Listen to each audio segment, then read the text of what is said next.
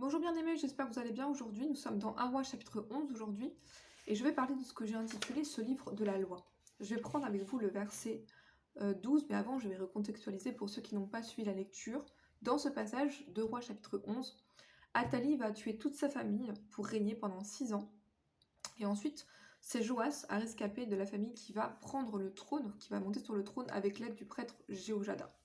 Donc dans ce passage, en fait, Joas accède à la royauté en réponse à la fidélité de Dieu envers la lignée de David. Il a toujours laissé un reste, et là c'était le Joas. Verset 12, le sacrificateur fit avancer le fils du roi, et il mit sur lui le diadème et le témoignage.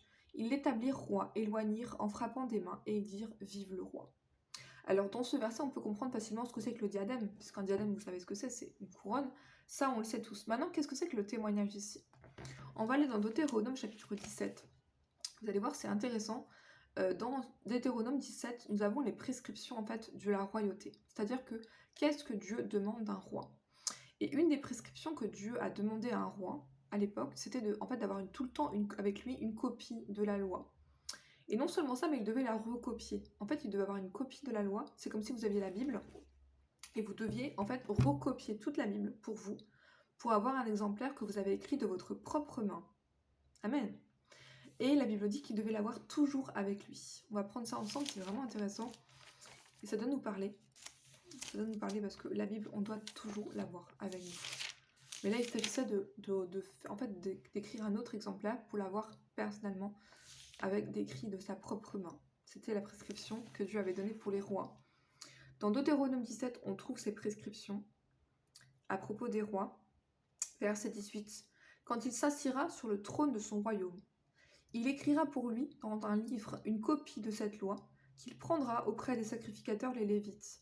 Il devra la voir avec lui et y lire tous les jours de sa vie, afin qu'il apprenne à craindre l'Éternel, son Dieu, à observer et à mettre en pratique toutes les paroles de cette loi et toutes ses ordonnances, afin que son cœur ne s'élève point au-dessus de ses frères et qu'il ne se détourne pas de ses commandements, ni à droite ni à gauche, afin qu'il prolonge ses jours dans son royaume, lui et ses enfants au milieu d'Israël.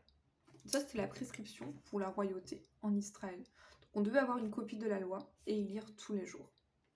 Gloire à Dieu. Ça doit vraiment nous parler.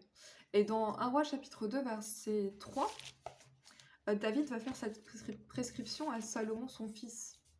Il va dire, donc dans 1 Roi 2, verset 3, pardon, 1 Roi 2, verset 3, David va dire à Salomon: observe les commandements de l'Éternel ton Dieu, en marchant dans ses voies et en gardant ses lois, ses ordonnances, ses jugements et ses préceptes, selon tout ce qui est écrit dans la loi de Moïse, afin que tu réussisses dans tout ce que tu feras et partout où tu te tourneras. Gloire à Dieu. Donc c'était important pour les rois à l'époque d'avoir une copie de la loi et de la lire constamment pour évidemment la mettre en pratique. Et ça, c'est quelque chose qui doit nous parler aujourd'hui, puisque la Bible dit dans Apocalypse 1, verset 6 que nous sommes rois et sacrificateurs pour Christ aujourd'hui. Donc tout ça, c'est écrit pour nous. Amen. Nous sommes à la fois rois et sacrificateurs. Donc tout ce qui est écrit pour les rois, on doit le prendre pour nous. Tout ce qui est écrit pour les sacrificateurs, on doit également le prendre pour nous. Amen.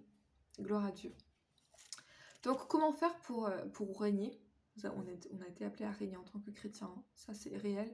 Eh bien on doit avoir toujours nos yeux fixés sur le livre de la loi. On va prendre Deutéronome chapitre 11. Quelques versets ici.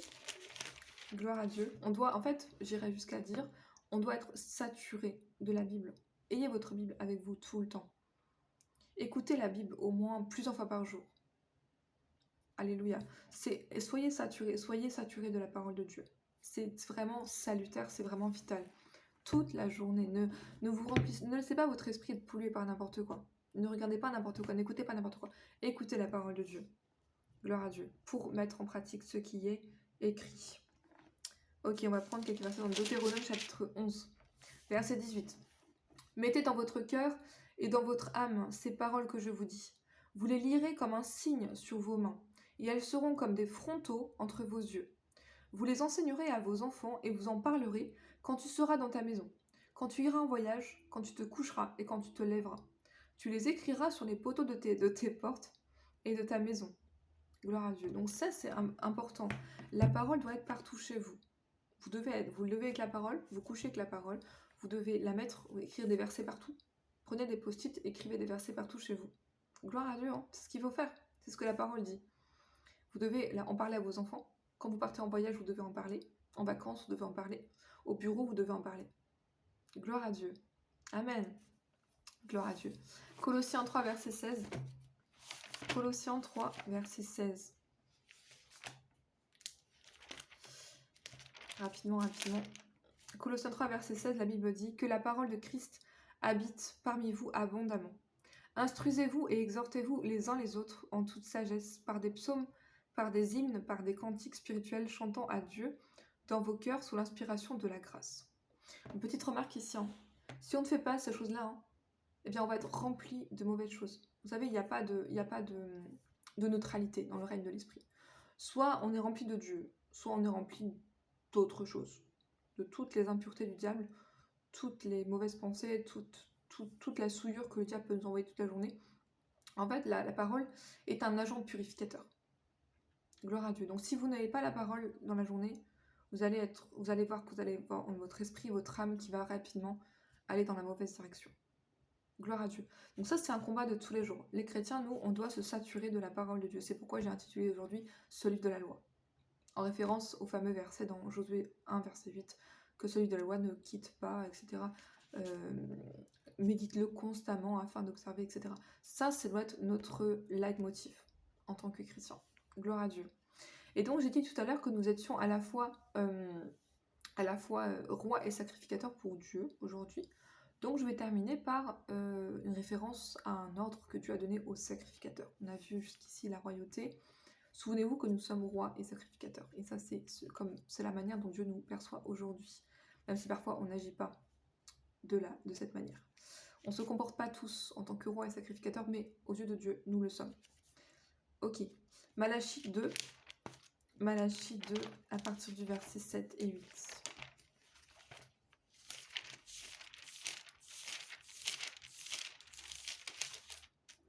Malachie 2, 7 à 8. Car les lèvres du sacrificateur doivent garder la science, et c'est à sa bouche qu'on demande la loi. Car il est un envoyé de l'Éternel des armées. Gloire à Dieu. Donc, si on nous entend parler, ça doit être des paroles, la Bible dit, pleines de grâce. Les lèvres du sacrificateur doivent garder la science, doivent garder la parole. Gloire à Dieu. Donc, ayez cette parole, cette Bible, toujours avec vous. Gloire à Dieu. Et vous savez pourquoi Salomon a péché, en fait? Ce qui est intéressant, c'est qu'on a vu David, tout à l'heure, je finis là-dessus aujourd'hui, on a vu David dire à Salomon, observe toutes les paroles de cette loi, etc. Mais ensuite, on voit Salomon agir en totale contradiction avec cette loi. Dans 1 Roi chapitre 11. Donc l'erreur que Salomon a pu faire, en fait, c'est qu'il n'a pas gardé la loi dans son cœur.